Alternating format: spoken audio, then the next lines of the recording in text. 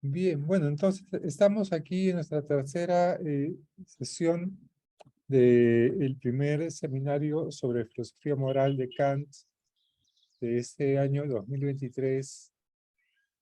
Estamos leyendo y discutiendo la tercera parte o el tercer capítulo de la fundamentación para una metafísica de las costumbres.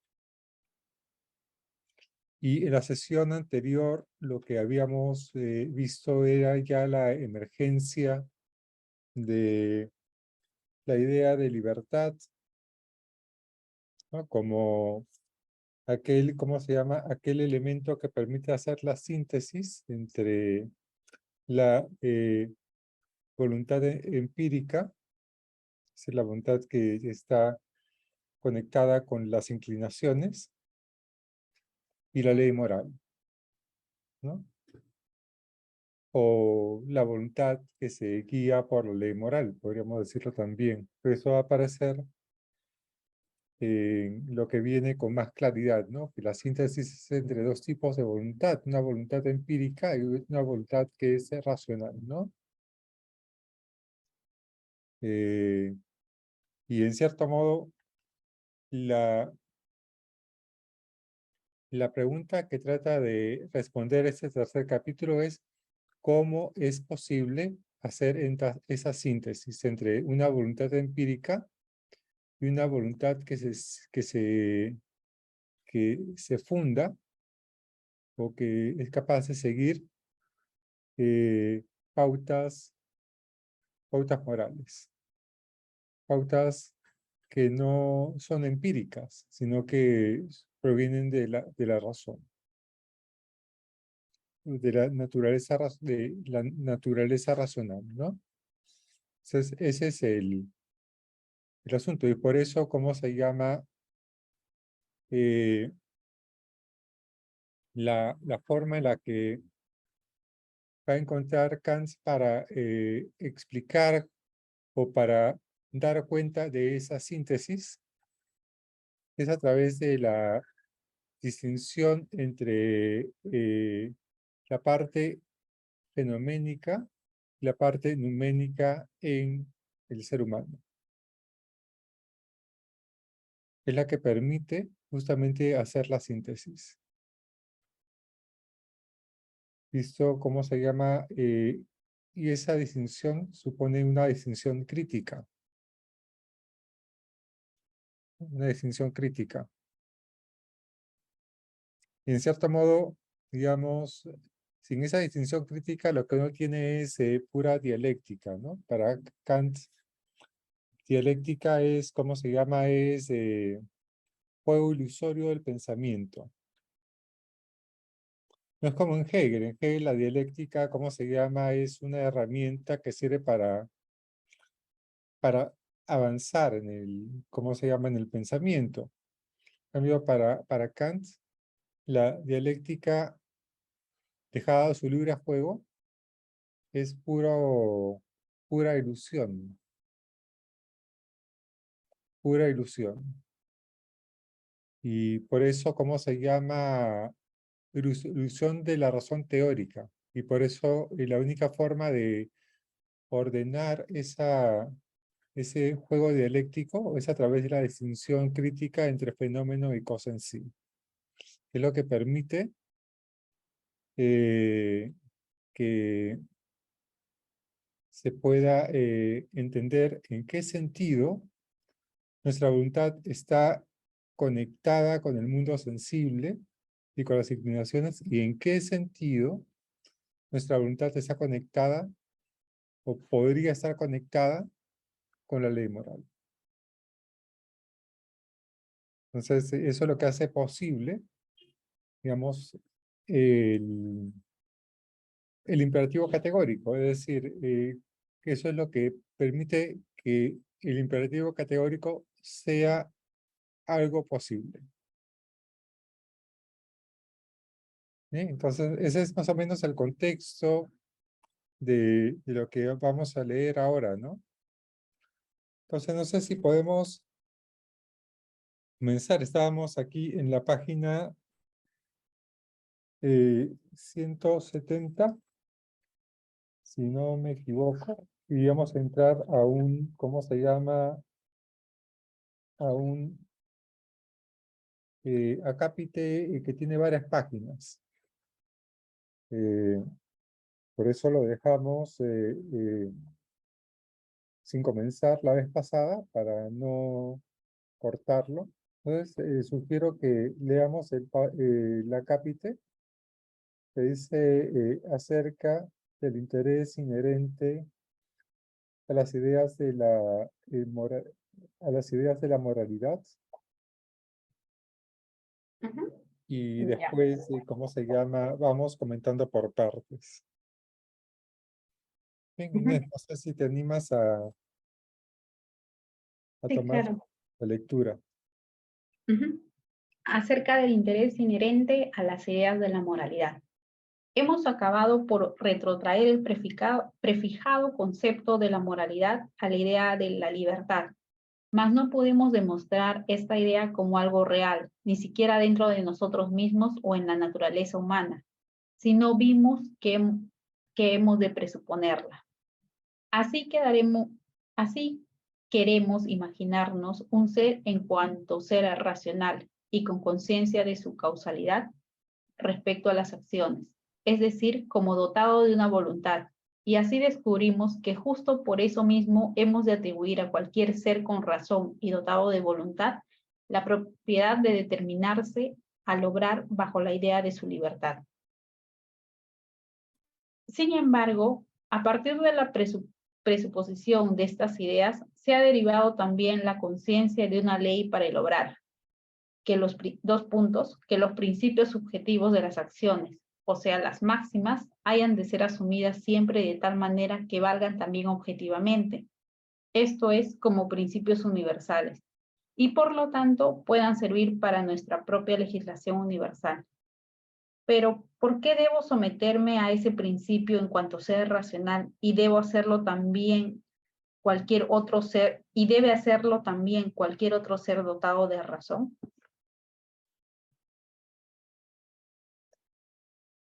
Quiero conceder que ningún interés me impulsa a ello, pues esto no proporcionaría imperativo categórico alguno, mas con todo he de cobrar necesariamente un interés en ello y comprender cómo sucede eso, pues este deber ser supone propiamente un querer que vale para todo ser racional, bajo la condición de que la razón fuera en él práctica sin obstáculo alguno. Para seres que, como es nuestro caso, se ven afectados mediante la sensibilidad por móviles de otro tipo y entre los cuales no sucede siempre lo que la razón haría por sí sola, aquella necesidad de la acción significa tan solo un deber ser, y la necesidad subjetiva difiere de la objetiva. Se diría que nos limitamos a presuponer la verdadera ley moral en la idea de la libertad, o lo que viene a ser lo mismo, que nos limitamos a presuponer el propio principio de autonomía de la voluntad, sin poder demostrar su realidad ni su necesidad objetiva, pese a lo cual siempre habríamos ganado con ello algo muy importante, porque al menos habríamos definido ese genuino principio con más exactitud de la que suele prodigarse.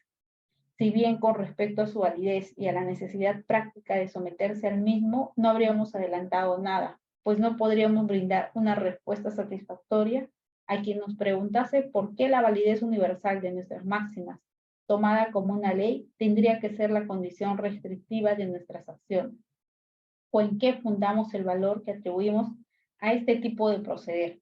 Un valor tan grande que no puede haber en lugar alguno ningún interés más agregado, ni cómo es que merced a ello el hombre cree sentir su valor personal, frente al cual no importa nada el valor de un estado agradable o desagradable. Sin duda, descubrimos que podemos cobrar un interés en una modalidad personal que no conlleva ningún interés acerca del estado, con tal de que aquella modalidad nos capacite para participar de este estado, en el caso de que la razón lo administrara. O sea, que la simple dignidad de ser feliz puede interesar de suyo, sin el motivo de participar en tal felicidad. Pero de hecho, este juicio solo es el efecto de la importancia presupuesta a la ley moral, entre paréntesis, cuando nos desprendemos de todos los intereses empíricos gracias a la idea de la libertad. Cierra paréntesis. Mas todavía no podemos comprender que debamos desprendernos de tal interés, esto es, que debamos considerarnos como libres al obrar y sin embargo sometidos a ciertas leyes, para descubrir plenamente un valor en nuestra persona que pueda resarcir cualquier merma de cuanto procura un valor a nuestro estado. Ni tampoco podemos comprender cómo sea esto posible, o por consiguiente, desde dónde obliga la ley moral. Aquí se muestra, hay que confesarlo abiertamente, una especie de círculo vicioso del que no parece haber ninguna escapatoria. Nos consideramos como libres en el orden de las causas eficientes, para pensarlo bajo leyes morales en el orden de los fines. Y luego nos pensamos como sometidos a esas leyes, porque no hemos atribuido la libertad de la voluntad, ya que la libertad y la propia legislación de la voluntad son en ambos casos autonomía, o sea, conceptos intercambiables. Pero justamente por ello, el uno no puede ser utilizado para explicar al otro e indicar el fundamento del mismo, sino como máximo solo para reducir un sentido lógico a un único concepto, representaciones aparentemente diversas del mismo objeto. Entre paréntesis, tal como se reducen a su mínima expresión diferentes quebrados de igual contenido. Cierra paréntesis. Pero todavía nos resta una salida. ¿Cuál es la de indagar si cuando nos pensamos como causas eficientes, a priori, merced a la libertad, no adoptamos ningún otro punto de vista que cuando nos representamos a nosotros mismos según nuestras acciones como efectos que vemos ante nuestros ojos? Hay una observación que no precisa emplear ninguna reflexión sutil y cabe admitir que puede hacerla el entendimiento más común, si bien a su manera, mediante una oscura distinción del discernimiento que dicho entendimiento llama sentimiento. 2 puntos.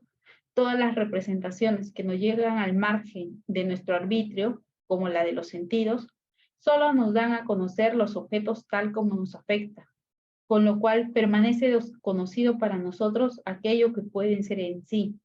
Y por lo que atañe a este tipo de representaciones, incluso con la más esforzada atención y claridad que pueda añadir siempre el entendimiento, nosotros, pese a todo, logramos con ello el simple conocimiento de los fenómenos, nunca de las cosas en sí mismas.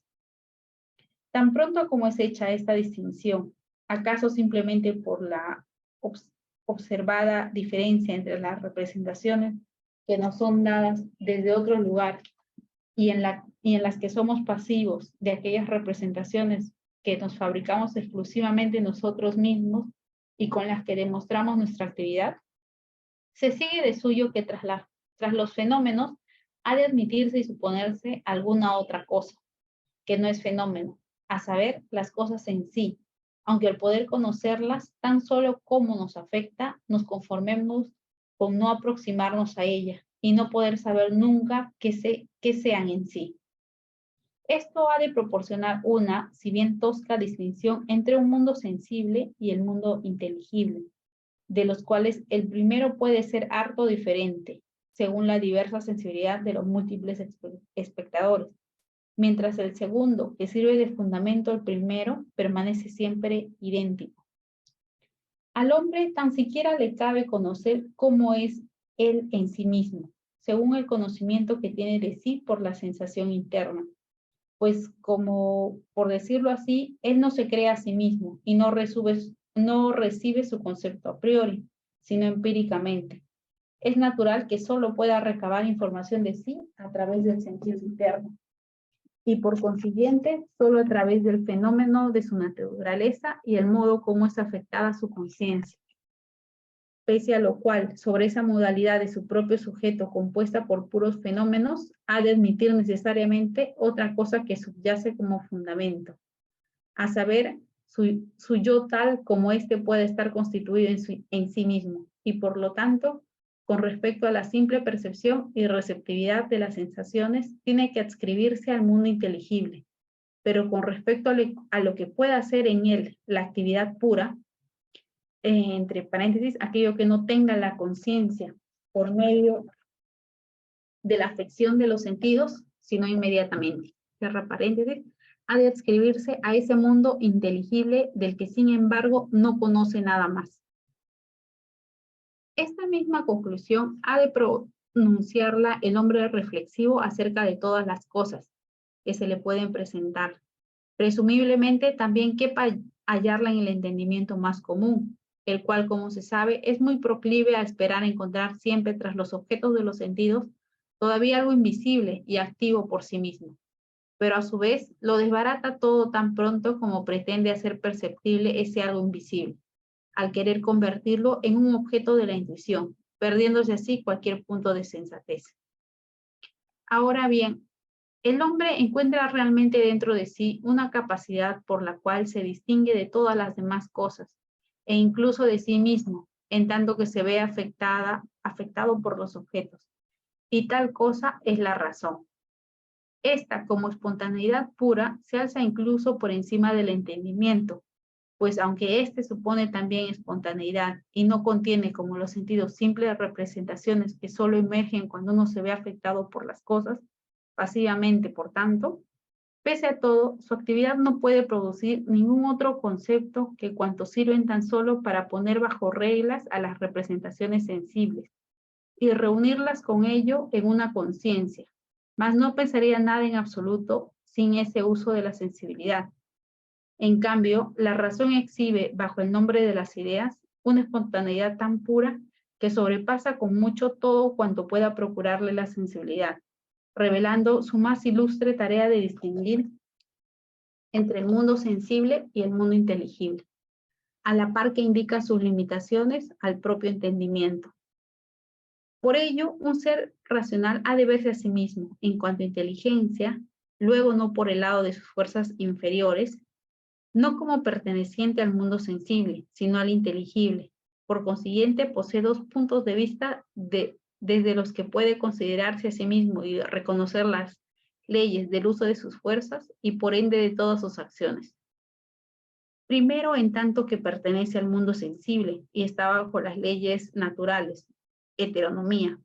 Segundo, como perteneciente al mundo inteligible, bajo leyes que independientemente de la naturaleza no son empíricas, sino que se fundan simplemente en la razón. Como un ser racional que pertenece al mundo inteligible, el hombre nunca puede pensar la causalidad de su propia voluntad, sino bajo la idea de la libertad, pues la independencia de las causas determinantes del mundo sensible, independencia que la razón ha de atribuirse siempre a sí misma, es la libertad. Con la idea de la libertad está indisociablemente unido el concepto de autonomía, pero con este se asocia ese principio universal de la moralidad que sustenta en aquella idea todas las acciones de seres racionales, tal fenómenos. Ahora queda desbancada esa sospecha que antes suscitábamos de que nuestra inferencia de la autonomía a partir de la libertad y de la ley moral desde la libertad contuviera un círculo vicioso encubierto. Esto es, que quizá habíamos asentado la idea de libertad solo a causa de la ley moral, para luego concluir esta a partir de la libertad, con lo cual no podríamos dar ningún fundamento de dicha ley moral, sino solo como petición de un principio que las almas bien intencionadas nos concederán gustosamente, pero que nunca podríamos establecer como una tesis demostrable. Pues ahora vemos que cuando nos pensamos como libres, nos trasladamos al mundo inteligible como miembros de él y reconocemos la autonomía de la voluntad junto con su corolario, que es la moralidad. Pero cuando nos pensamos como sometidos al deber, nos consideramos como pertenecientes al mundo sensible, a la vez, sin embargo, como miembros del mundo inteligible.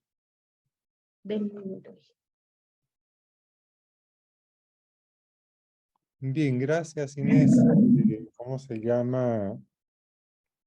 Ha sido un pasaje largo, pero bueno, hay una idea central aquí que quiero comenzar destacando, digamos, es que está diciendo, lo que está diciendo a grandes rasgos es, uno podría hacer este juego, ¿no? Uno podría decir, la ley moral tiene su fundamento en la libertad. Y la libertad, ¿cómo sabemos que somos libres? Porque tenemos leyes morales. Entonces, ¿cómo se llama? El fundamento de la libertad se encuentra la ley moral. Entonces, esa explicación es circular, ¿no? Porque, ¿cómo se llama? Se define una cosa con la otra y la otra con la misma cosa. Entonces, la única forma de salir de ese círculo es estableciendo la distinción entre dos puntos de vista, ¿no? Entre el punto de vista numénico o inteligible y desde el punto de vista sensible. Entonces, ¿cómo se llama? Desde el punto de vista inteligible nos podemos pensar como libres. Desde el punto de vista sensible nos pensamos como condicionados por la naturaleza. Entonces, claro, entonces eso es lo que permite anclar la libertad en un terreno que es producto de una forma nueva de mirar las cosas, ¿no? O sea, la libertad, y ahí es donde dice, digamos, bueno, eso está, esa idea está en el sentido, está presente en el sentido común también, pero lo que pasa es que la gente normalmente lo que hace es, cuando ve eso, cuando se detecta eso, cuando detecta eso, trata de objetivar y convertir el contenido de ese mundo inteligible en algo que se puede conocer. Y ese es el problema. Entonces, es ahí donde echa a perder todo el razonamiento. Entonces, ¿por qué coloco esto como punto, digamos, punto central del análisis? Porque parece que nos va a permitir entender las partes de esta sección para poder, digamos, organizar un poco la lectura de la sección y también organizar un poco la discusión. No sé, Ronald, si quieres añadir algo respecto de este punto de vista más general, digamos. Mm, sí, aquí, claro, el argumento es circular, pero además o sea, digamos, tiene la apariencia de circularidad. De hecho, creo que a esto se refería Fred la semana pasada, eh, por una razón adicional, ¿no? Porque, por un lado, se supone que tenemos que pensarnos bajo la idea de libertad cuando actuamos, ¿no? Y eso es una cosa que hay que atribuirle, dice Kant, a todo ser racional.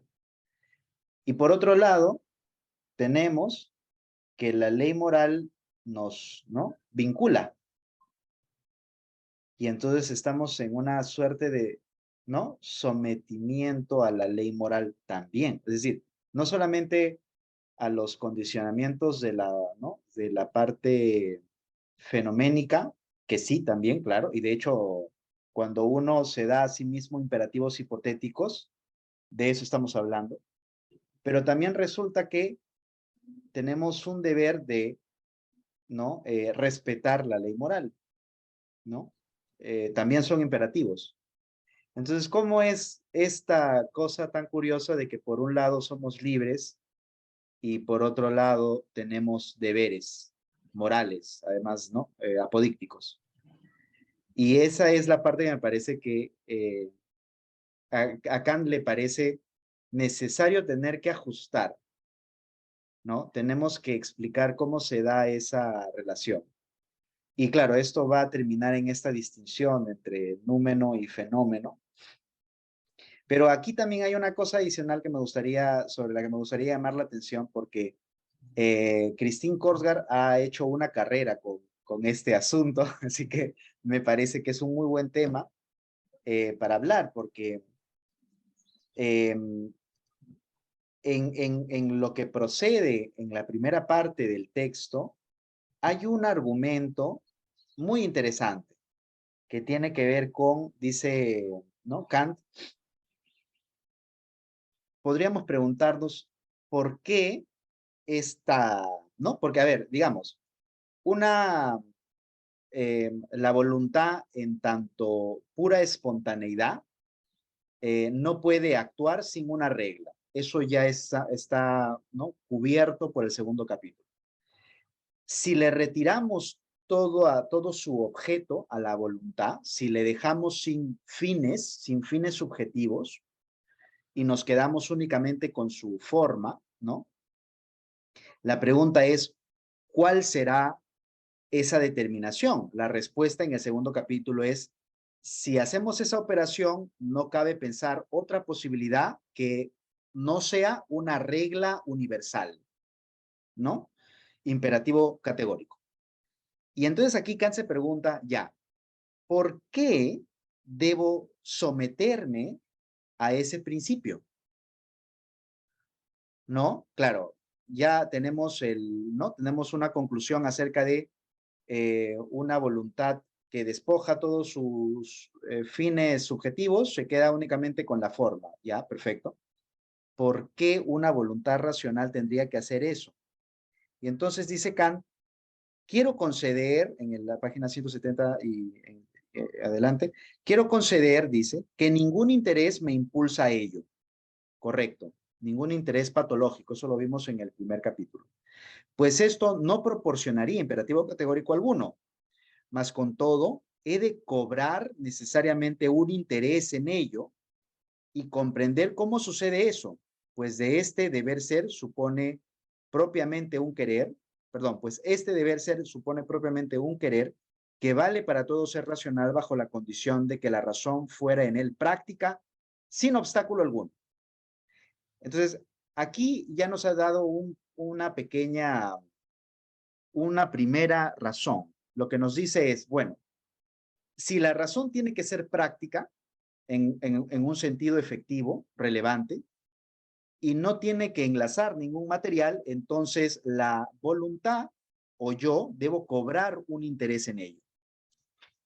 Y en la página siguiente dice lo siguiente, sin duda descubrimos que podemos cobrar un interés en una modalidad personal que no conlleva ningún interés acerca del Estado, con tal de que aquella modalidad nos capacite para participar de este Estado, en el caso de que la razón lo administrara, o sea, que la simple dignidad de ser feliz puede interesar, etcétera, etcétera. ¿Cuál es esta modalidad personal? ¿De qué está hablando? Lo menciona de pasadita, ¿no? Dice, la modalidad es la dignidad de ser feliz. Pero en otras palabras, lo que está diciendo Kant es, aquí está pasando algo más con la razón. La razón cobra un interés práctico en una modalidad personal, en un cierto tipo, y por eso lo mencioné al inicio a Korsgaard, en un cierto tipo de identidad. Una identidad como base práctica, ¿no? Fundamental. Y ese interés ¿no?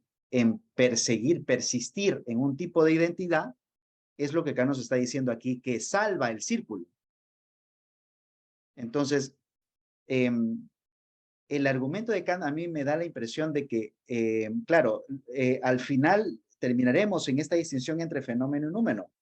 Pero de aquí hay un dato más. Es decir, parece ser que la salida que nos proporciona Kant es advertirnos acerca de un interés práctico de la razón. Por eso es que el capítulo empieza, dice, acerca del interés inherente a las ideas de la moralidad. Parece que la voluntad racional tiene un interés de índole muy particular, un interés no de orientarse por determinados fines subjetivos, sino un interés en un modo de ser, ¿no? Y a esto lo hemos llamado, bueno, lo ha llamado Christine Korsgaard, ¿no? Considerarse como miembro del Partido de la Humanidad, ¿no? Que en Kant sería la humanidad, ¿no? Segunda formulación del imperativo categórico, ¿no? Mi identidad como ser humano. Y claro, y aquí van ya, ¿no? Concatenándose algunas piezas, pero no sé qué piensas de este tema, Sandy. Bien, interesante. ¿Cómo se llama? Estoy de acuerdo con lo que has dicho. En principio, ¿cómo se llama? De hecho,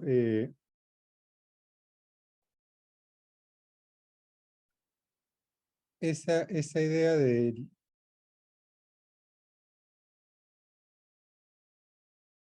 primero, ¿no? Esa idea de ese aparente círculo vicioso es clara, ¿no? Digamos, en el sentido de que la libertad se presenta en nosotros también como un deber. Claro. Y eso, ¿cómo se llama? Y eso hace que Kant sea diferente a un libertario, por ejemplo. Claro, claro, sí, pues es Porque un de raro. libertario considera, ¿cómo se llama? Que la libertad hace abstracción de todo deber. ¿No? Yo soy libre cuando, ¿cómo se llama? Cuando puedo ejercer, digamos, mi arbitrio sin ninguna obligación. Entonces, la idea, ¿cómo se llama? Libertaria, ¿no? Claro. Claro, el argumento de Kant contra eso es, es que en el fondo esa es una libertad ilusoria, porque como seres humanos eh, pensamos que ejercer nuestra libertad sería como seguir nuestros instintos, Mm, y eso ya no sería, digamos, libertad. Entonces Kant encuentra aquí como dos fuerzas obligatorias, ¿no? Sobre nosotros. Primero, las fuerzas de las inclinaciones, que se presentan como una fuerza, digamos, eh, que se presenta ante nuestra voluntad. Y por otro lado, la fuerza de la ley moral, mm, que es la fuerza que se presenta como la ley de la libertad. claro, sí, pues. Entonces, ese es, ¿cómo se llama? Son las dos fuerzas que están, ¿cómo se llama? Y además, y eso lo va a decir más adelante, esas leyes de la naturaleza son también generadas por el entendimiento. Entonces, claro, ¿No? ya todo es, sí, claro. Claro, entonces, ¿cómo se llama? Y eso viene ya de la crítica de la razón pura, digamos, ¿no? Pero aquí va a retomar de nuevo el tema. Pero entonces aparece frente a los libertarios, entonces lo que hay es que nuestra voluntad tiene que ser legaliforme. Tiene que seguir una legalidad, ¿no? No hay, ¿cómo se llama? No hay modo de que nuestra voluntad escape de eso. Inclusive cuando uno, ¿cómo se llama? Dice, bueno, voy a hacer lo que me provoca, digamos, lo que mi deseo, a donde mi deseo me mande. Pero mis deseos están, ¿cómo se llama? Conectados al legalidad natural. Sí, claro. Legalidad natural. Entonces, no hay, entonces, no hay libertad sin legalidad. Pero ¿cuál es la legalidad que nos hace libres? Entonces, esa es la pregunta, digamos. ¿La natural? ¿O cómo se llama? ¿O la moral? ¿O la racional, podríamos decir, de cierto modo? Entonces, ahí es donde Kant dice, bueno, es la racional sin duda, digamos, ¿no? Ujú. Ahora, es ahí donde aparece el tema que Ronald ha colocado con mucha claridad, ¿no? Es,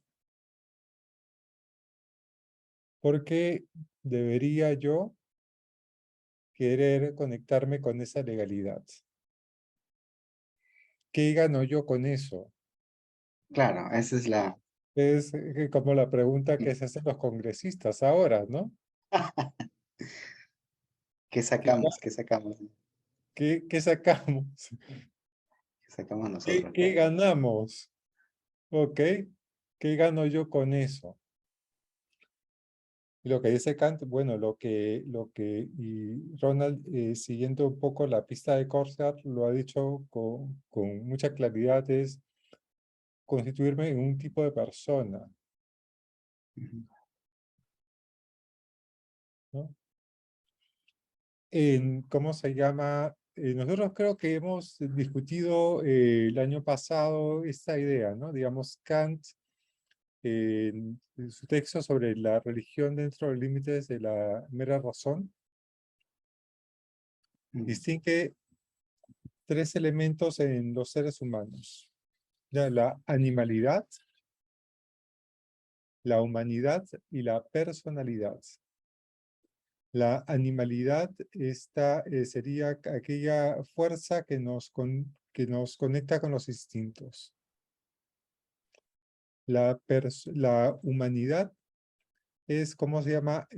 Darnos cuenta de que no solamente somos instintos, sino que también podemos conectarnos con mandatos de la razón. Y la personalidad es aquel ser humano que intenciona conectarse con esos mandatos, que quiere convertirse. Hay una diferencia interesante allí, digamos, una diferencia entre, ¿cómo se llama? Humanidad y persona. Mm. Es decir, una persona es un ser humano que quiere tener una vida conectándose con los preceptos de los seres racionales, con la libertad racional. Mm. Entonces, ¿cuál es el interés? Es justamente ese es el interés. El interés es ser persona. Claro, Claro, Korsgaard lo dice para jalar agua para su molino, para digamos, sumarle. porque Korsgaard tiene toda una teoría sobre la identidad práctica que está vinculada con la idea de ser, ¿cómo se llama?, miembro del reino de los fines, o miembro del partido de la humanidad. Eh, pero claro, Korsgaard lo hace para tratar un poco de bajarle el tono A la metafísica, claro. a la distinción metafísica que Kant está colocando entre mundo sensible y mundo inteligible. Que no son dos mundos en realidad, sino son dos formas de ver, De ver el asunto, claro. dos formas de ver el asunto. So, Korsgaard lo que hace es, ¿cómo se llama? Trata de actualizar un poco el lenguaje de Kant y, ¿cómo se llama? Y eliminar esa distinción. Pero aquí Kant lo que hace es, claro, un filósofo de su época, digamos, ¿no?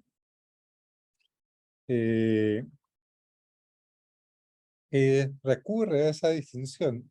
A esa distinción ya había recurrido en un texto anterior a la crítica de la razón pura, que se llama la Dissertatio, sobre el mundo sensible y el mundo inteligible, que es un debate con Newton, Mm, ¿no? Entonces, ¿cómo se llama? Porque Newton pensaba que ciertos elementos ideales eran parte del mundo de la naturaleza. claro. ¿Y cómo se Entiendo. llama? Y lo que dice Kant es, no, digamos, hay dos formas de ver las cosas desde una perspectiva, digamos, sensible y desde una perspectiva intelectual. Mm, ¿Cómo se llama? Y lo que Newton llama como elementos inherentes a la naturaleza son elementos que pertenecen a esa otra perspectiva. Y cómo se llama, y de nuevo aquí entonces coloca esto, pero coloca esa distinción como un paso previo, porque no está hablando de fenómeno y cosa en sí, mm, pero claro. ya, ¿cómo se llama? Más adelante, en el mismo texto que estamos leyendo, va a introducir esa distinción. No, aquí simplemente esa distinción aparece bajo la forma de dos puntos de vista, ¿cómo se llama? Mundo sensible y mundo inteligible.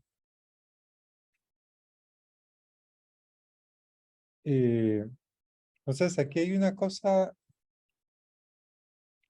muy interesante, ¿no? Que es eh, eh,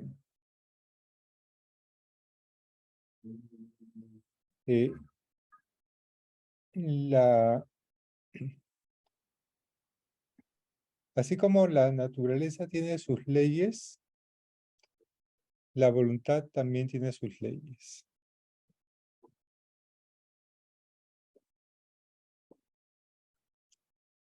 ¿Ok?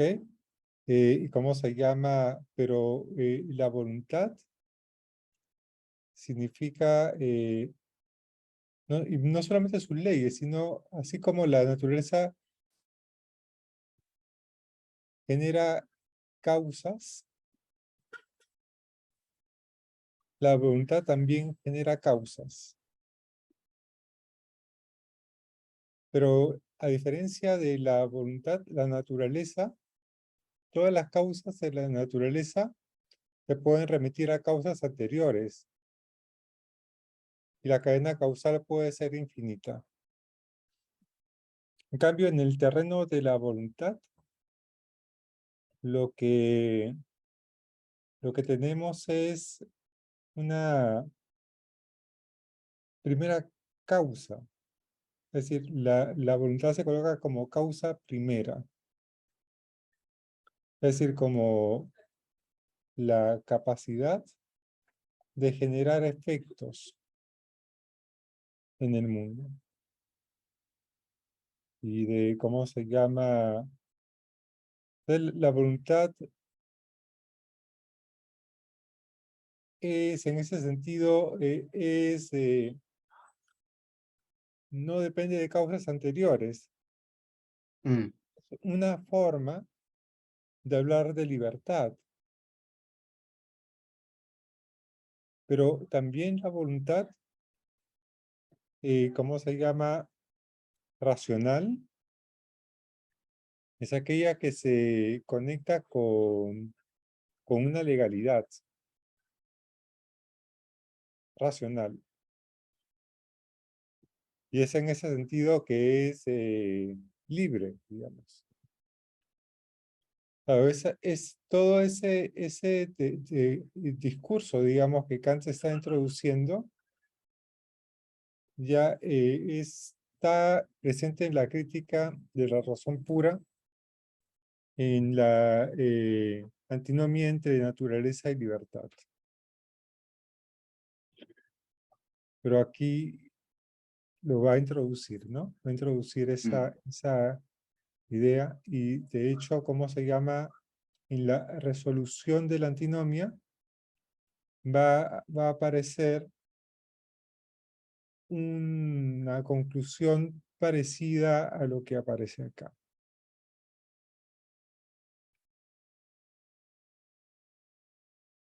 A veces una cosa que hay que tener en cuenta y que es interesante porque permite enlazar, digamos. Este texto es un texto que es escrito posterior, es un texto posterior a la primera edición de la Crítica de la Razón Pura. Y después viene la segunda edición y después la Crítica de la Razón Práctica, ¿no? Entonces, ¿cómo se llama? No, es, en cierto modo, es natural que Kant esté dándole más desarrollo en algunas partes de este texto a esos pasajes o esas ideas que estaban ya en la crítica. Claro, por eso, claro, estudiar la crítica de la razón pura es una cuestión fatigosa, digamos, porque es un texto largo, pero es bueno, ¿cómo se llama? Leerlo, leerla completa, digamos, leer completo el texto. Especialmente la segunda parte, si uno tiene intereses en la filosofía moral, ¿no? Por ejemplo, Ciro Alegría comenzaba siempre su curso de filosofía moral kantiana desde la crítica, digamos. Pero, Claro, aquí lo que Kant está haciendo es aprovechando una cosa que quedó demostrada ya en la primera crítica, ¿no? Que tiene que ver con la imposibilidad de conocerse uno mismo, ¿no? Es decir, claro, la idea es más o menos esta, ¿no? Como, a ver, cuando digo conocerse a uno mismo, me refiero a conocer el aspecto numénico, lo que uno sea en sí mismo, en términos de Kant. Nos podemos conocer en tanto fenómeno, porque eso es lo único que conoce el entendimiento, el fenómeno. Y el fenómeno puede ser tanto del sentido externo, o sea, de la naturaleza sensible que, ¿no? El sujeto conoce mediante la síntesis de concepto e intuición, etcétera, etcétera. O también puede ser el conocimiento del sentido interno. Pero ahí llegó el asunto. ¿Qué cosa sea uno en sí mismo? O sea, qué cosa sea la cosa en sí, en uno mismo, no queda, no le cabe al entendimiento pronunciarse sobre eso. Y él se vale de eso para decir, bueno, entonces aquí cabe hablar de una tosca distinción, ¿no? Dice, con respecto, ya, bueno, sí, con respecto, bueno, leeré de acá ya. Pues como por decirlo así, él no se cree a sí mismo y no recibe su concepto a priori, sino empíricamente, es natural que solo pueda recabar información de sí a través del sentido interno, ¿no? Y por consiguiente, solo a través del fenómeno de su naturaleza y el modo como es afectada su conciencia, pese a lo cual, sobre esa modalidad de su propio sujeto, compuesta por puros fenómenos, ha de admitir necesariamente otra cosa que subyace como fundamento, a saber, su yo tal como éste puede estar constituido en sí mismo, y por lo tanto con respecto a la simple percepción y receptividad de las sensaciones, tiene que adscribirse al mundo inteligible, ¿no? Pero con respecto a lo que pueda ser en él la actividad pura, aquello que no tenga, que no llega a la conciencia por medio de la afección de los sentidos, sino inmediatamente ha de adscribirse a ese mundo inteligible. Aquí creo que hay un error en la traducción, porque dice mundo inteligible 2 veces. Debe decir mundo sensible y luego mundo inteligible, sí. Pero en esa traducción está mal. Voy a buscar otra traducción a ver si el error ha sido del traductor. Un minuto. ¿Qué página, un favor, está para marcarlo? 174 del texto de...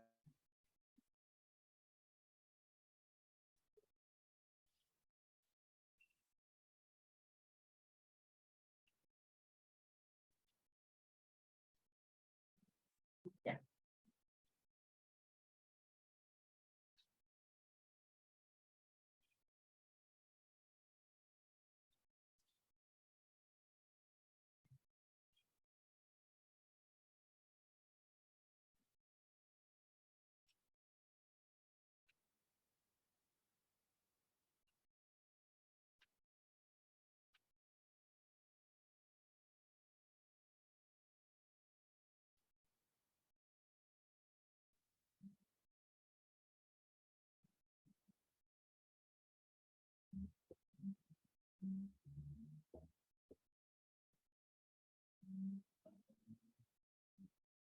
Profesor, ¿y qué editorial de la crítica de la razón pura recomienda?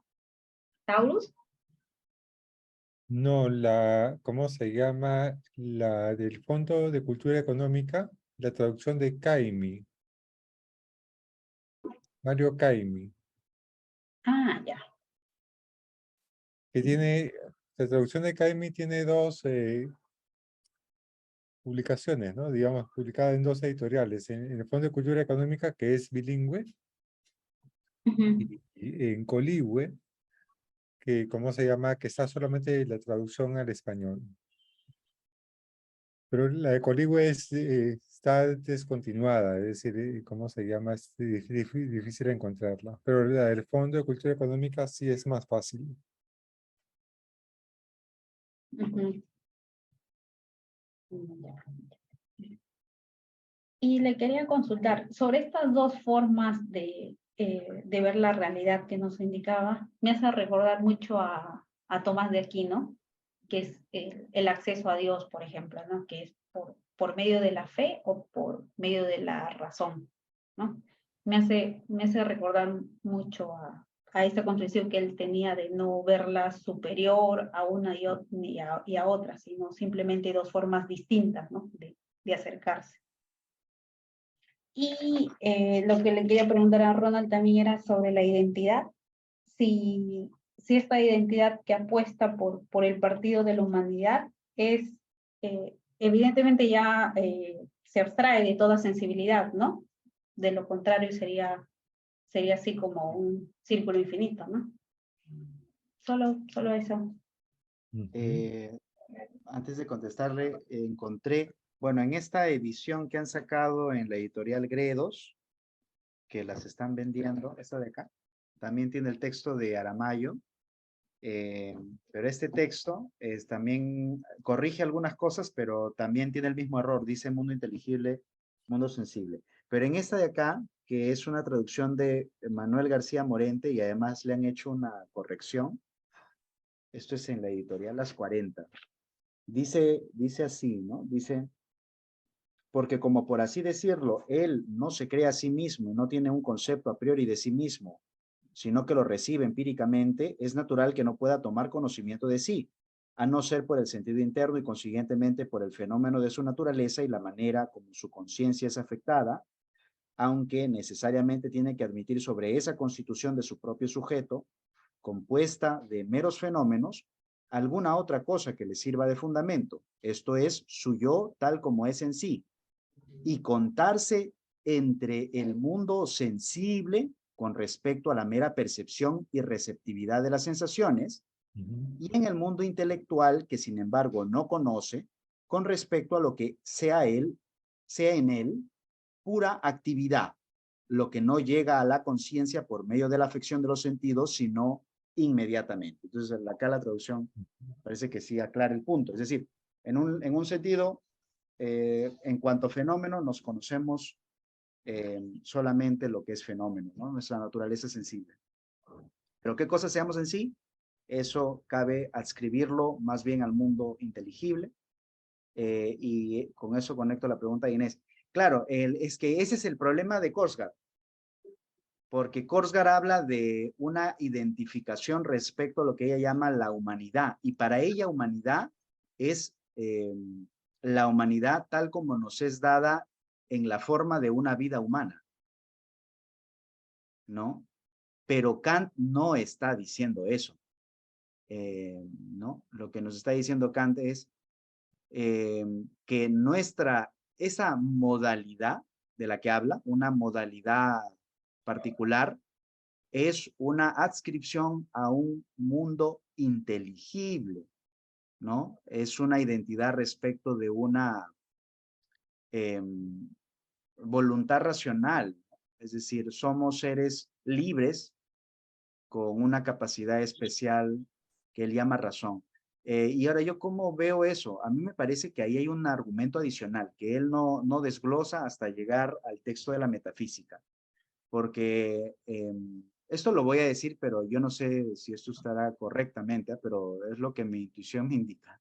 Me parece a mí que el argumento va por este lado, ¿no? Así como en la naturaleza hay fines, la voluntad racional también tiene unos fines particulares, intereses de la razón. Y ese es el elemento que engarza con esta idea que luego no desglosa en la metafísica acerca de cómo es que para un ser racional el deber puede ser a la vez un fin. Y a eso Kant lo llama virtud, ¿no? Y esto que Sandro llamaba el desarrollo de la personalidad. ¿Qué sería la personalidad? La personalidad sería ¿no? Esa modalidad particular mediante la cual uno hace de sus deberes morales sus fines. Ya, eso es otra cosa. Es decir, no solamente cumples tu deber porque es tu deber, sino que te orientas por una finalidad intrínseca en tu voluntad. Esa parte del argumento de Kant es más compleja de articular con otras partes de su propuesta. Y hay algunos autores, como Allen Wood, que han sacado de ahí un Kant teleológico, ¿no? Por eso hay que tomarlo con pinzas, esto que estoy diciendo, ¿no? Bueno, podríamos darle otra vuelta también al argumento, ¿no? Pero Claro. sí, eso. Bueno, a ver, veamos un poco eso, digamos, que hay dos textos de Kant, ¿no? Uno que es la fundamentación, que es este que estamos trabajando, y otro texto que se llama La metafísica de las costumbres, que es el 97. Ese texto de aquí que estamos trabajando es el 85. ¿Cómo se llama? 12 años después, ¿no? Sí. Es el texto que prometió escribir, lo Claro. prometió ya en la, ¿cómo se llama? La crítica de la razón pura, digamos. La crítica le sigue una metafísica de la naturaleza y una metafísica de las costumbres. Y ya el 97, casi hacia el final, y ahí hay una parte que es la doctrina del derecho y la otra la doctrina de la virtud. De la virtud. La doctrina de la virtud habla de, ¿cómo se llama? De los deberes de virtud. Los deberes de virtud están ligados a fines que son al mismo tiempo deberes. Entonces, ¿cómo se llama? A ver, una persona puede tener diferentes fines en su vida, ¿no? Por ejemplo, estudiar filosofía, alimentarse, hacer deporte, lo que fuere. Tener una familia o lo que fuere, digamos, tener trabajo. ¿Ya? Esos son fines, pero no son obligatorios. Claro. Son fines de un carácter particular, son fines empíricos. Son fines empíricos, que es como se llama, que cuando uno persigue esos fines se conecta a las leyes de la naturaleza, en cierto modo. ¿No es cierto? En cambio, hay otro tipo de fines que son fines que podemos decir que la razón misma se da. Claro, Y esa es son la fines parte. obligatorios para todo ser racional. Por ejemplo, el fin de perfeccionarse a uno mismo. El autoperfeccionamiento. Ese es un fin que es a la vez un deber. Pero allí, ¿cómo se llama? Ese fin en cierto modo, es una ley de la razón, una ley moral, en cierto modo. Es decir, la ley moral nos obliga a, ¿cómo se llama? A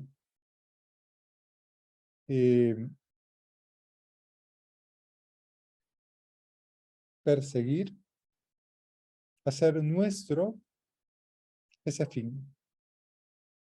Hacer nuestro ese fin. Así como la ley moral nos obliga a respetar las leyes del derecho, que es una obligación moral respetar las leyes del derecho, dice Kant. También es una ley moral adoptar aquellos fines que son a la vez deberes. Pero como el derecho no es lo mismo que la moral, las leyes del derecho corresponden a un campo diferente a la ley moral, al campo de la moral. Y aquellos, ¿cómo se llama? Aquellos fines de virtud, que son los fines, ¿cómo se llama? Que son a la vez deberes, también corresponden a un terreno diferente. ¿Diferente a qué? Diferente no solamente al derecho, sino diferente también a la moral.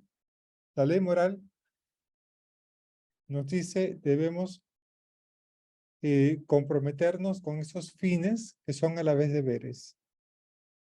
Pero la aclaración de cuáles son esos fines que son a la vez deberes, eso ya pertenece a la doctrina de la virtud. Y esa es la conexión. Claro, la lectura de Wood puede tener un poco de complejidades porque, ¿cómo se llama? Porque si una de sus piezas va por ese lado, no queda clara la distinción entre virtud y la doctrina de la virtud y la Sí. teoría moral. Es que ahí hay un problema, porque cuando normalmente pensamos en teleología, pensamos en Aristóteles o en la filosofía clásica, ¿no? Y hay una cierta concepción acerca de cómo funciona la teleología. Eh, en cualquier caso, si en Kant hay un argumento teleológico de ese tipo, no funciona igual, porque, por ejemplo, en la virtud, claro, el derecho, como tiene que ver o tiene que aplicarse a la libertad externa, lo que su objeto es hacer compatible un grado de libertad equitativo con el mismo grado de libertad para todos. Esa es un poco la idea. Entonces, eso sí se puede regular, digamos, ¿no? Podemos tener determinado tipo de leyes que puedan hacer eso, digamos. Regular la libertad exterior. Pero la libertad interior, que es todo el asunto de la virtud, eso no hay manera de que alguien que no seas tú se determine a una finalidad. No, no hay manera. Entonces, claro, si hay fines de la razón, no van a articularse de forma automática.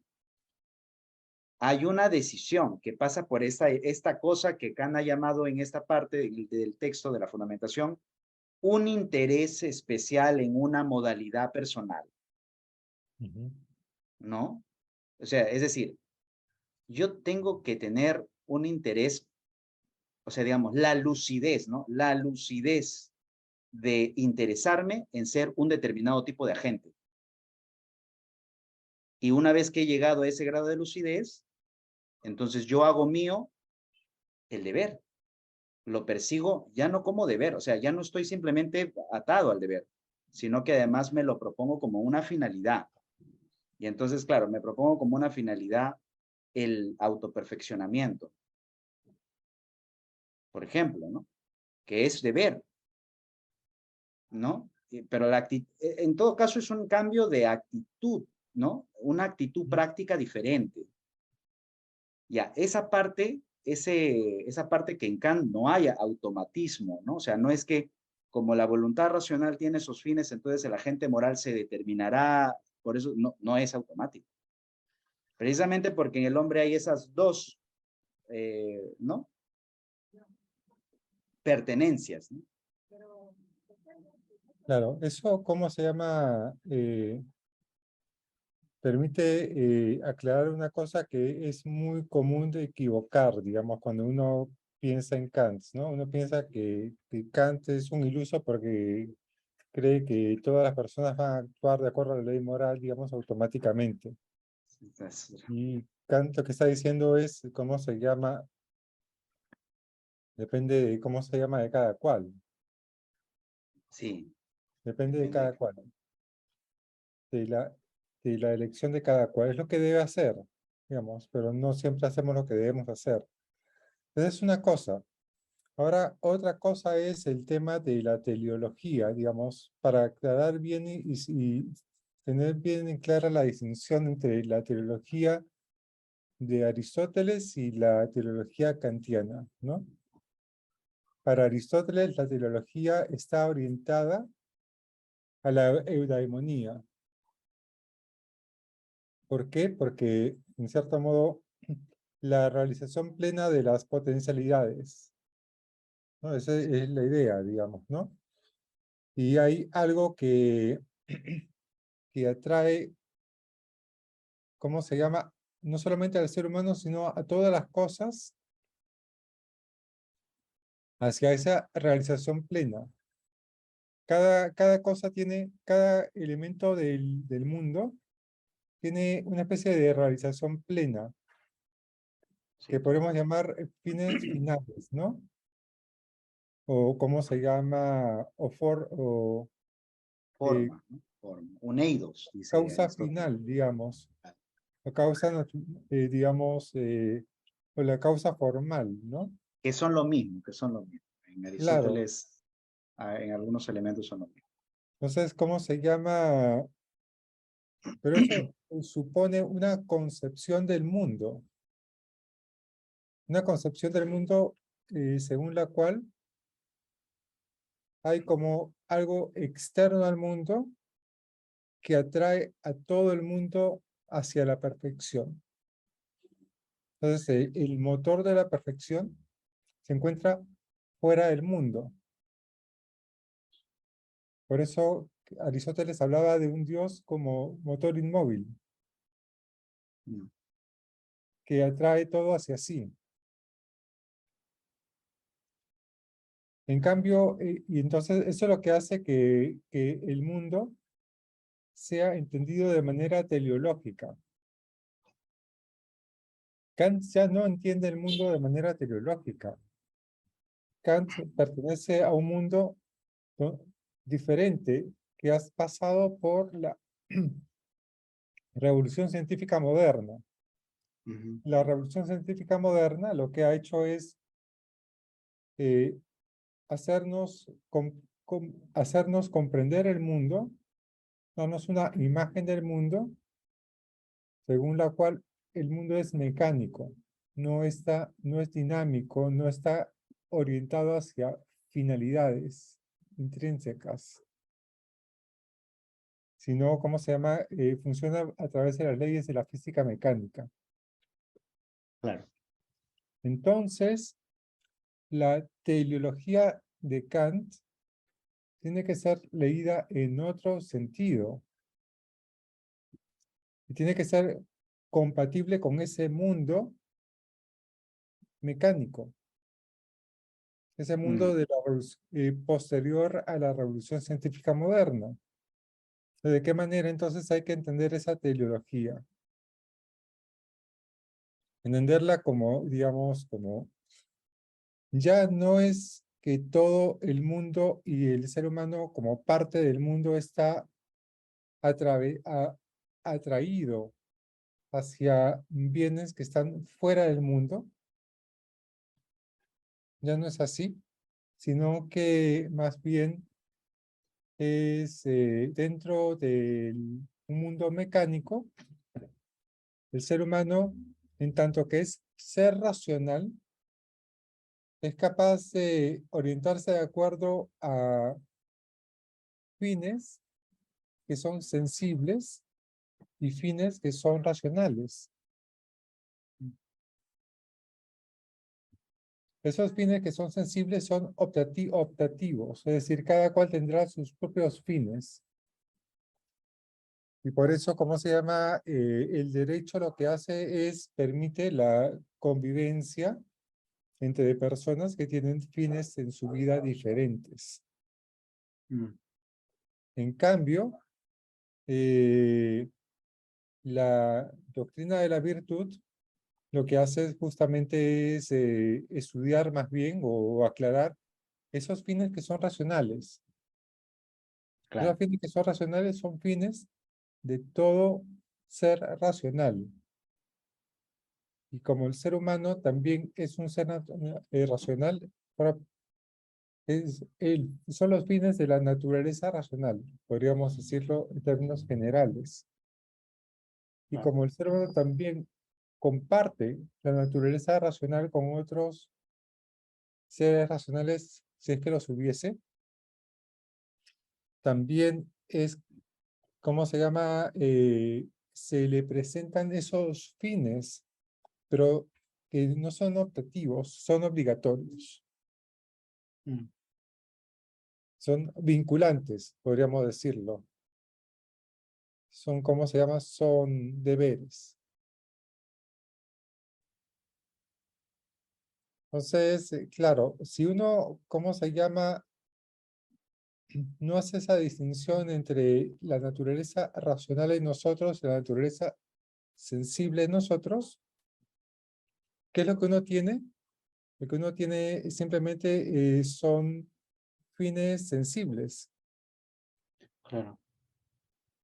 Y eso es lo que aparece en la teleología aristotélica. Claro, Aristóteles es muy vivo ahí, porque él lo que nos dice al final es, y bueno, el argumento es bien atractivo, ¿no? Como argumento. El argumento es, claro, la eudaimonía no solamente es interesante psicológicamente para ti, no solamente representa un atractivo para ti, ¿no? Para lo que te interesa, para tus fines, sino que además la eudaimonía es lo bueno en sí. Qué casualidad ha coincidido, ¿no? Lo bueno en sí es lo mejor que puedes hacer con tu vida, ¿no? Entonces hay una especie de armonía, pues, ¿no? En el orden natural de las cosas. Por eso es que Aristóteles creía que si uno no progresaba hacia la virtud, la vida no era propiamente humana, pues eso, digamos, uno vivía, por eso hace esas distinciones, ¿no? Entre vida voluptuosa, ¿no? Si tú vives como un hedonista, tú estás viviendo como las bestias, ¿no? Tienes razón, pero no la usas, pues. Y por eso, y además esto es hermoso, pues, ¿no? Porque luego dice, por eso lo más natural para el hombre es vivir en la polis, ¿no? Entonces también la polis es natural, es una consecuencia natural de que poseamos esta constitución. Entonces todo es redondito, pues, ¿no? Entonces el mejor modo de vivir es en democracia, por supuesto, ¿no? No hay ningún problema con la democracia, ¿no? Porque es el modo natural. En cambio, claro, los imperios, ahí pasa una cosa un poco, ¿no? Antinatural, porque no le permite al hombre desarrollar sus logos. Ya, hay una cosa ¿no? Una cosa muy de automatismo en esa teleología, ¿no? Es cierto que Aristóteles dice, no, bueno, hay que habituarse a la práctica y todo lo demás para el desarrollo de las virtudes, ¿no? Y también es cierto que dice, la virtud ética no se da por ni contra la naturaleza y está tratando de evitar que su argumento suene muy automático, pues, ¿no? Que tú puedas desarrollar la honestidad como cuando te crece el pelo, ¿no? No tienes que hacer nada, pasan un par de meses y ya estás con el pelo largo otra vez. Evidentemente no puede ser así la cosa y entonces él hace una serie de distinciones, pero hay una cosa rara en esa manera como muy inmediata de verlo. Dicho sea de paso, en la modernidad hay un gran escepticismo respecto de esta ciencia aristotélica, ¿no? Eh, eh, y hay no solamente escepticismo de sus conclusiones en el terreno de las ciencias, que ya era bastante evidente, sino también en el terreno de sus conclusiones de la moralidad, ¿no? Sobre la ética, también había muchas dudas. Y claro, Kant saca gran ventaja de eso, ¿no? Claro, y en cierto modo, la historia de la filosofía moral moderna, hay un quiebre en Kant, porque luego el problema que nos deja Kant es cómo se reconcilian esas dos naturalezas. Pero el otro problema es ¿no? Esa supuesta armonía.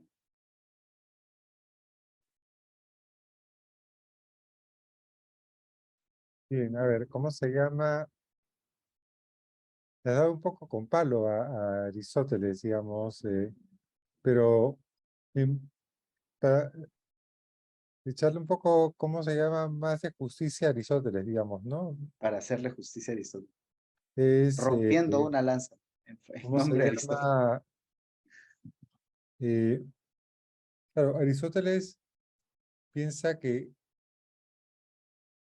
el ser humano está capacitado para poder desplegar sus potencialidades. Y ese despliegue de sus potencialidades es, ¿cómo se llama? Es hacerse virtuoso. Eso no quiere decir que eso sea automático, sino, ¿cómo se llama? Que supone que es posible, digamos, si es que elige bien y, ¿cómo se llama? Y se habitúa a ese tipo de elección. Y adquiere, ¿cómo se llama? Frónesis y, ¿cómo se llama? Y desarrolla un modo de ser. Pero lo que sí queda claro es que para Aristóteles está, digamos, en la naturaleza humana está esa posibilidad como una posibilidad real. En Kant ya no es así. Mm. Y en el mundo moderno ya no es así. A partir de la modernidad, por esta revolución científica moderna, ya, ¿cómo se llama? No hay algo así como una naturaleza que tiende hacia el desarrollo de las virtudes. Por eso Hobbes, por ejemplo, ¿cómo se llama? Recurre a una fuerza imperativa que es el Estado, ¿no? Claro, claro. Y claro, y recurre al argumento voluntarismo, ¿no? Y Kant, ¿cómo se llama? Da un paso más allá, digamos, ¿no? Porque él que hace es justamente es detectar que nosotros hay también esa capacidad de ser racionales y de orientarnos de acuerdo a ello. Pero ya no es posible pensar que tenemos algo así como esa autocapacitación que, si bien no es automática, es como se llama, es natural en nosotros. Para nosotros, digamos, no forma parte de nuestra naturaleza, forma parte de cómo se llama, es como si nosotros hubiese una segunda naturaleza que es la naturaleza racional. Mm. Para, ¿cómo se llama? Para Aristóteles, el ser humano es un ser natural que tiene un alma que tiene 3 dimensiones, ¿no? Pero la parte desiderativa y la parte racional forman parte de su naturaleza empírica. Es que eso es interesante a propósito de lo que mencionas, ¿no? Porque es como si la distinción que ha hecho Kant, Aristóteles la pusiera del lado de la naturaleza sensible, ¿no? Cuando Aristóteles habla del alma, está hablando de diferentes tipos de funcionamientos y por lo tanto diferentes tipos de desempeños, digámoslo así, ¿no? Y claro, dice, nosotros tenemos alma vegetativa igual que las plantas, porque también las plantas, ¿no? Tienen la función de alimentarse, nutrirse, crecer y de reproducirse. Y también tenemos un alma desiderativa o sensible, ¿no? Sensitiva, perceptiva, ¿no? Así como los animales tienen ojos, sentido del gusto, orejas, ¿no? Para oír, la misma función la desempeña el ser humano. Y además tenemos alma racional. Entonces el alma racional es otro funcionamiento más. Es parte de, ¿no? El paquete de facultades con el que uno viene al mundo. Y entonces, claro, lo mejor para el hombre será desarrollar esa potencialidad. Pero en Aristóteles hay una cosa adicional, que es lo que Kant acaba de decir que no es posible, ¿no? Porque Aristóteles nos dice, además, claro, el argumento suyo no es simplemente qué cosa sería lo más conveniente para el ser humano, que eso ya sería una cosa, sino además qué cosa es esencialmente el ser humano. Así como el cuchillo que ha perdido su filo y ya no puede cortar, ya no podemos llamarlo con propiedad cuchillo, ¿no? Será un pedazo de chatarra. Pero si ya no puede cortar, ya ha dejado de cumplir su función, ya no es un cuchillo. Así, de la misma manera, un hombre que no desarrolle, no despliegue su parte racional, no es un hombre para Aristóteles. No es esencialmente un hombre. Eso es lo que en Kant cambia. Kant dice, ¿qué cosa sea el hombre en sí? Eso pertenece al mundo inteligible y por eso una idea de la razón es pensarlo como libre, pero conocerlo, no se puede conocer al hombre en sí. Entonces, ahí hay una restricción que en Aristóteles no está, y Aristóteles hay una antropología filosófica, pero de estas densas, pues no una metafísica. Sí, una metafísica densa, ¿no? Digamos, la teoría de las funciones del alma de Aristóteles es metafísica, Sí, pero claro. densa, digamos, sustantiva, digamos, ¿no? Para Kant, digamos, así como cuando has hablado del yo, digamos, no, digamos, numénico, ese yo numénico es algo que no se puede conocer. Lo que yo Exacto. puedo conocer son, ¿cómo se llaman? Mis afecciones. Pero cómo ser consciente de ello, pero tengo que suponer que todas mis afecciones internas se conectan con un yo, porque que me pertenecen a mí. Exacto. Pero ese yo, como polo subjetivo de todas mis afecciones, no lo puedo conocer. Y ¿cómo se llama? Y en el campo moral, tampoco puedo conocerme. Es decir, como ser humano, digamos, ¿qué cosa es el ser humano? Por eso ¿Qué cosas es humano? no hay posibilidad de tener un conocimiento del ser humano. Lo que dice Kant es hay que acostumbrarse a vivir con eso. Claro.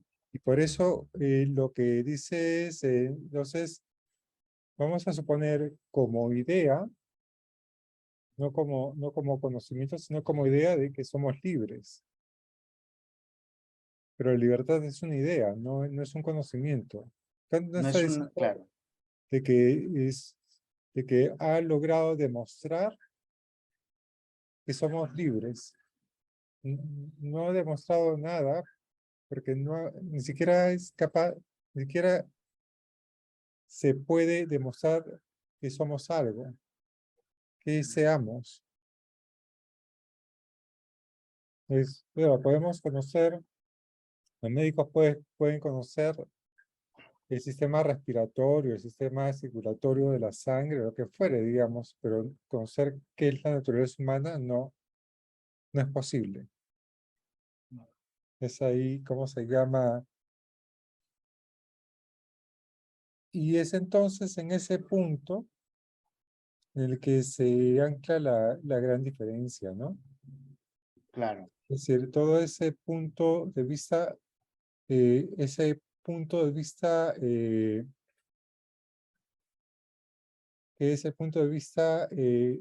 suprasensible o, ¿cómo se llama? Inteligible, es un punto de vista de las cosas que no se pueden conocer. Que es diferente a lo que, para retomar la pregunta que planteó Inés, ¿no?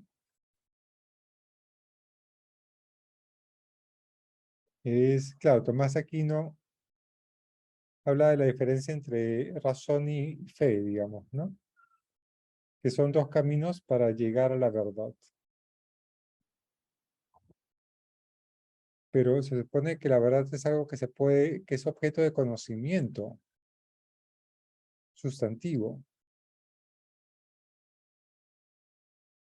Entonces, el punto de vista inteligible no es como el punto de vista de la fe en Tomás Aquino, porque el punto de vista de la fe de Tomás Aquino, ¿en qué consiste? Consiste en la aceptación de la verdad revelada por Dios en el texto sagrado. Es decir, la fe es una cosa muy concreta para Tomás Aquino y para todo cristiano en realidad. Supone justamente aceptar que lo que dice el texto sagrado es verdad. Y que esa coincidencia con la razón es que eso es verdad porque el texto sagrado es un texto revelado por Dios. Y como Dios es omnipotente, omnisciente, entonces lo que ha revelado no puede ser falso. Y por lo tanto, cuando utilizamos nuestra razón, tenemos que llegar a la misma conclusión. Por ejemplo, que, ¿cómo se llama? Que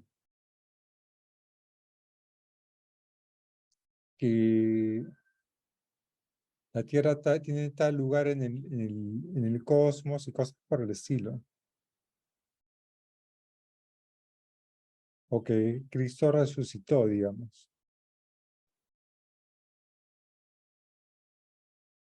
Entonces, es completamente diferente, digamos. Es el tema para Tomás Aquino, digamos, tanto para la teología natural como para la teología revelada, ¿no? La teología natural de Tomás Aquino está todavía conectada con la idea de que es a través de la fe que llegamos, ¿cómo se llama?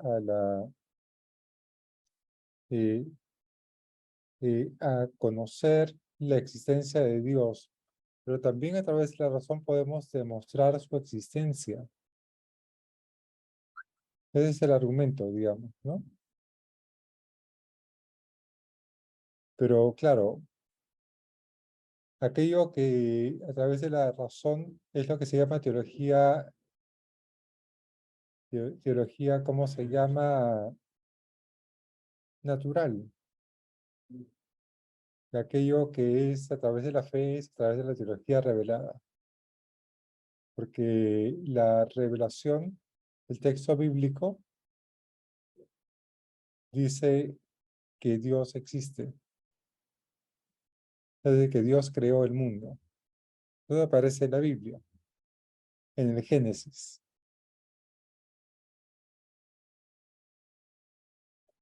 Pero el punto de vista de Kant es diferente. El punto de vista de Kant no es esa distinción entre el mundo inteligible y el mundo sensible.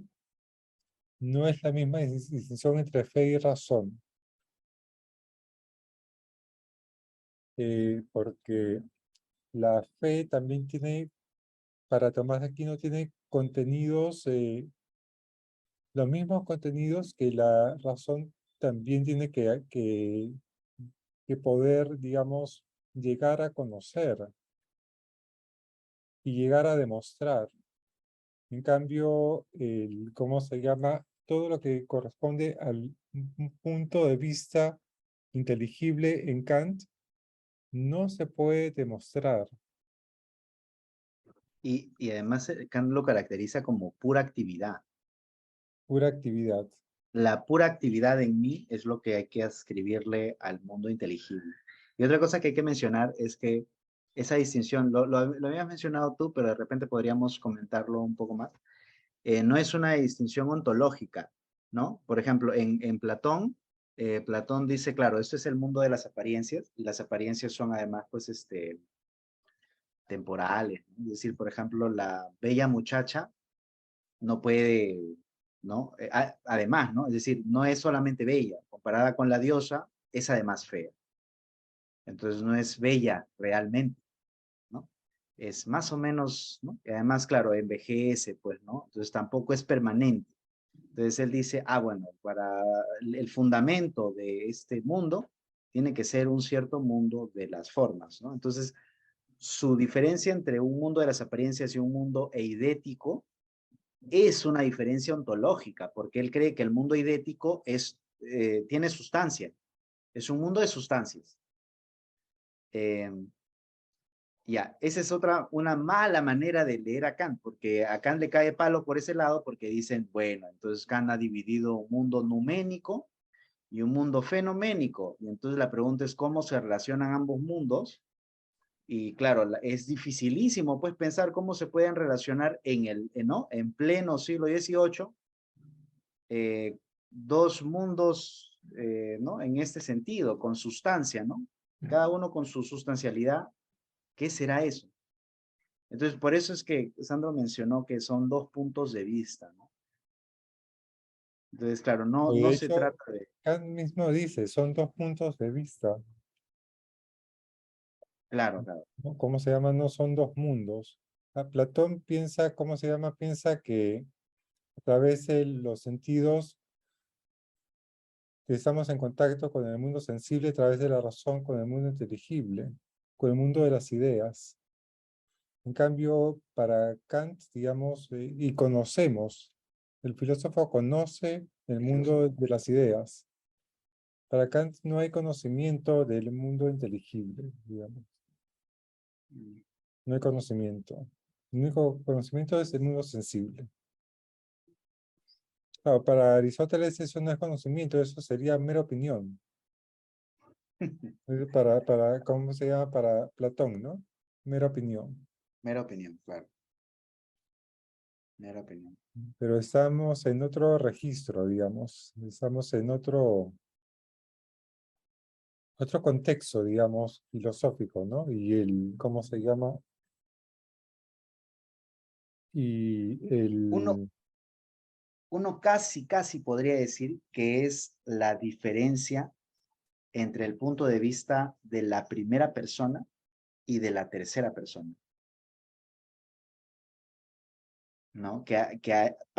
Parece que por momentos se refiere claramente a eso, ¿no? Es decir, desde un punto de vista, ¿no? En tercera persona, uno puede dar cuenta de un conjunto de concatenaciones causales, incluso de mi propia naturaleza interna, ¿no?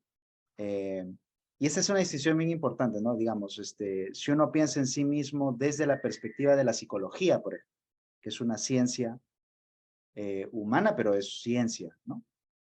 Uno puede pensar, claro, ¿por qué es que me comporto de esta manera? Y el psicólogo me dirá, bueno, a ti te pasó en determinado momento de tu vida tal cosa, y por eso, ¿no? Por esto, por esto, por esto. Y ahí lo que estoy haciendo es explicar mi actividad, ¿no? Punto de vista del fenómeno. Pero desde el punto de vista del número, yo tengo que considerarme a mí mismo como plenamente responsable de mis actos. Entonces soy plenamente responsable de lo que yo hago. Entonces, claro, la pregunta, ¿qué debo hacer? Siempre me pone, ¿no? En el punto de vista de la primera persona, ¿no? Pura actividad, dice Kant. Entonces,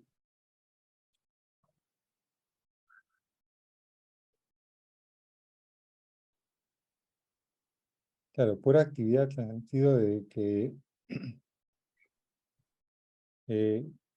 me pienso como libre y ¿cómo se llama? Y la libertad es actividad pura, ¿no? claro, En cambio, lo otro no hay actividad, sino ¿cómo se llama? Hay pasividad, claro. ¿no? Uno está, Lo opuesto a lo activo es lo pasivo, digamos. claro, Entonces, en cuanto ser del mundo fenoménico, yo me puedo ver a mí mismo como pasivo, digamos, como me suceden cosas, como me sí, suceden cosas psicológicas, es decir, cierto tipo ¿cómo se llama? De causas desencadenan en mí cierto tipo de pasiones o de sentimientos. Entonces, soy, ¿cómo se llama? Soy pasivo. Cambio, desde otro punto de vista, soy activo. Soy, ¿cómo se llama? Capaz de iniciar un conjunto de cadenas causales. Y en ese sentido, soy pura actividad.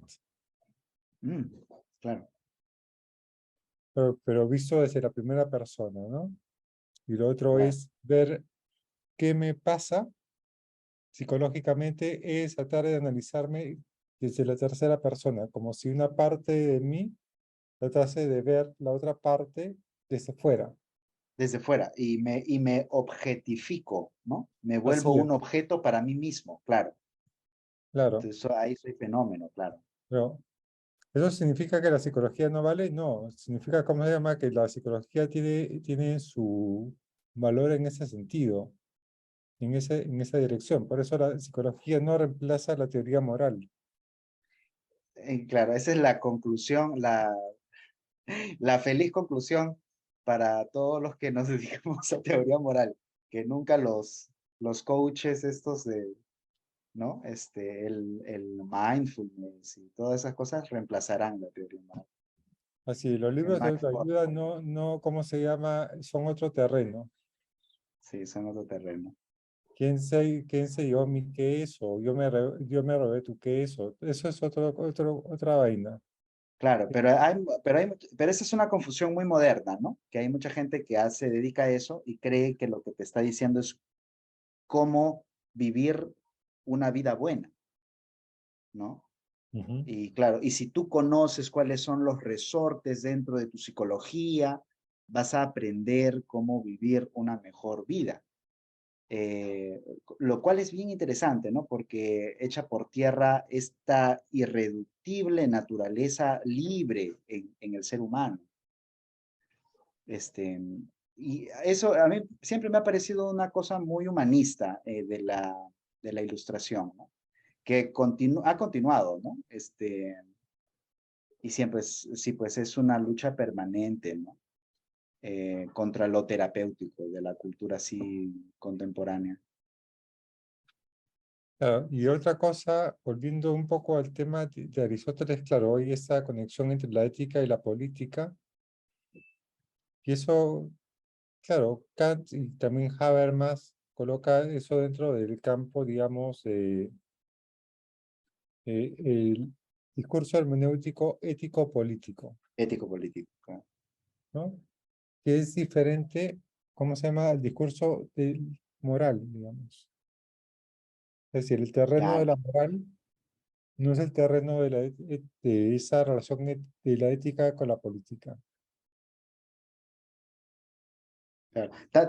También hay que decir en favor de esa posición que cuando ellos hablan de ética y cuando hablan de esto que ¿no? Habermas llama Habermas y Taylor, ¿no? Charles Taylor también, una reconstrucción hermenéutica de la identidad, tampoco es psicología eso.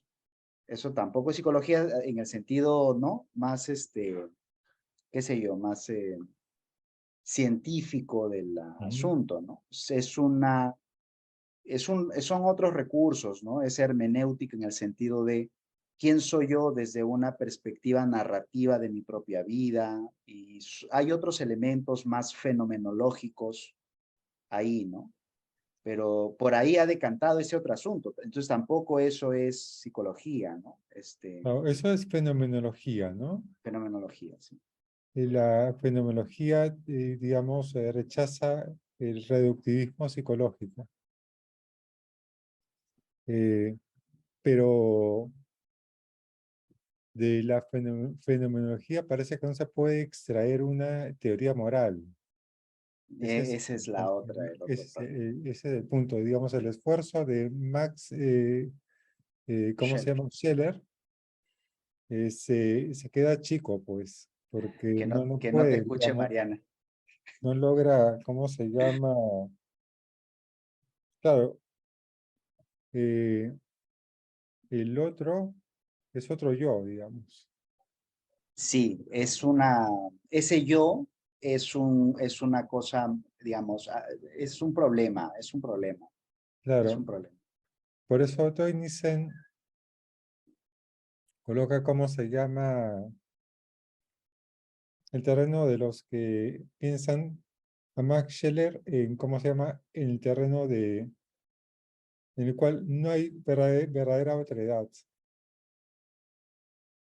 No Claro, hay, el otro yo es uno que se parece mucho a mí, ¿no? Es un yo proyectado. claro, El otro es un yo proyectado, ¿no? Entonces es un claro. problema. En cambio, la otra forma de ver es, ¿cómo se llama? Lo que Toynisen identifica con Max, con, ¿cómo se llama? Martin Buber. Sí, ¿Cómo se llama? correcto. Con, es un tú, digamos.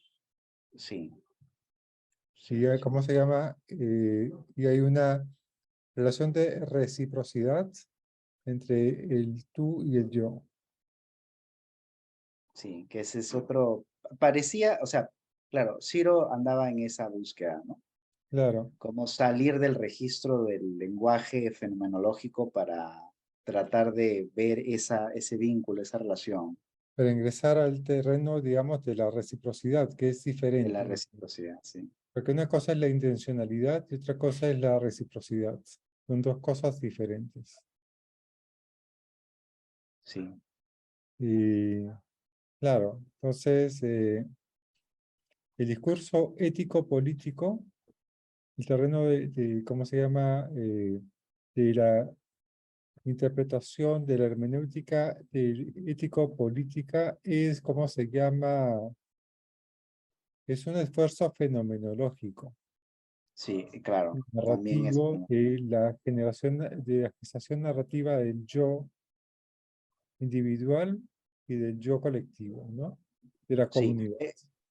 Para, digamos, aclarar un poco, porque de repente no queda muy claro, ¿no? Ese esfuerzo fenomenológico nunca se pone en la tercera persona.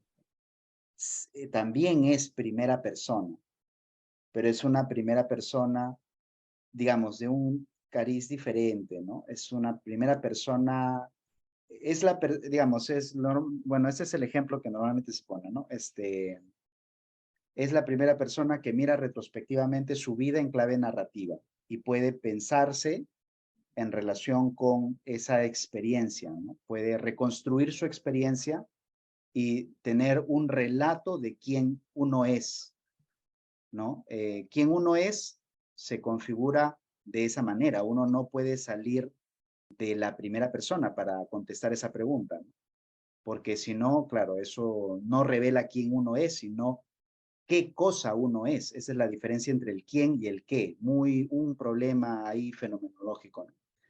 Entonces, por esa razón, ese problema no se va del otro lado, no se va del lado de la psicología, pero tampoco se queda en el punto de vista de la primera persona de Kant, que es un punto de vista, en realidad es un yo que es pura actividad y es un yo universal. Entonces es otro asunto. Entonces ahí hay varios niveles en ese El asunto. punto de vista, digamos, hermenéutico, digamos, fenomenológico, la hermenéutica es una disciplina que nace dentro de la fenomenología. Esa es una cosa, y en realidad surge dentro de la filosofía, surge con Gadamer, y Gadamer era un lector de Heidegger. Claro. ¿Ok? ¿Cómo se llama? La fenomenología nace, digamos, moderna, ¿no? Nace con Husserl y con el problema de la intencionalidad, digamos. Claro. La idea de que el yo está orientado hacia afuera. Sí. Sí. Todos ellos parte del punto de vista de la primera persona, pero tienen un objetivo muy particular, digamos, es dar crear una interpretación propia de la propia vida. Sí. De la vida, ¿cómo la llama? Del mundo de la vida. Es decir, Claro, el problema que tienen es que uno de los problemas, quiero decir, es esto que hemos hablado acerca de el punto de vista de la tercera persona y de la primera persona. En la historia de la filosofía moderna y de las ciencias modernas se independiza, ¿no? Las ciencias modernas tienen una mirada del asunto que es objetificante y desvinculado de quién es el ser humano. Entonces, de pronto tenemos esta cultura en la que las ciencias no tienen nada no tienen ninguna conexión con la vida ordinaria. Y sin embargo, se supone que forman parte de la vida, ¿no? ¿Cómo es que se fundan tales cosas desde la perspectiva de esta desconexión? Ya, por eso es que en Husserl las investigaciones sobre la intencionalidad tienen el objetivo de reconectar ambos elementos. Por eso es que es una exploración acerca de la intencionalidad, ¿no? Y parte de ese problema va desplazándose también al nivel ético, ¿no? Y en el nivel ético tiene esta diferencia, ¿no? La diferencia entre el quién y el qué, ¿no? Y ahí está Max Scheler, Gadamer también, etcétera. Pero ese es el problema de la fenomenología, ¿no? claro. En cambio, lo que hace Kant no es una cuestión hermenéutica, interpretativa, digamos, No. sino que más bien es una cuestión normativa. El Sí, enfoque de Kant es normativo, y es de carácter moral, no es de carácter ético. Esa es la otra diferencia, claro. Digamos, ese carácter moral significa, ¿cómo se llama? Que tiene pretensiones de universalizable, digamos, a través de, ¿cómo se llama? El intercambio de razones. Claro, y tiene un aspecto cognitivo también ahí. Aspecto cognitivo, etcétera. Por ejemplo, el trabajo de la Comisión de la Verdad y la Reconciliación, el informe final, es una hermenéutica. Ese es el trabajo hermenéutico, ¿no? Una Es un reconstrucción, trabajo, además crítico, ¿no? Una narrativa crítica acerca de quiénes somos. claro. Eso es lo que hemos sido, dice, ¿cómo se llama? Salomón Lerner, ¿no? Y tenemos que dejar de ser, ¿no? La pregunta ético-política es quiénes somos y quiénes queremos ser. Entonces, ¿cómo se llama? Pero eso es hermenéutica. Claro. Y la otra cosa es, ¿cómo se llama? ¿Quién debo ser? Claro, la pregunta de Kant, ¿no? ¿Qué debo hacer? ¿Qué debo hacer? ¿Qué debo hacer? ¿Y quién debo ser? ¿Y quién debo ser? Claro, sí. Entonces, ¿cómo se llama? Es normativo, digamos.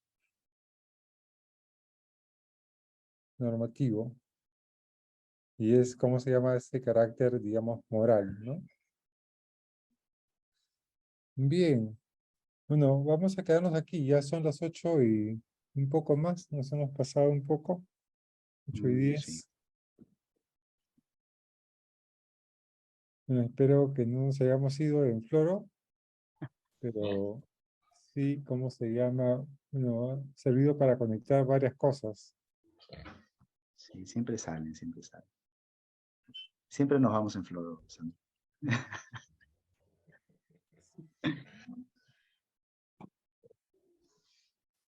Entonces, de aquí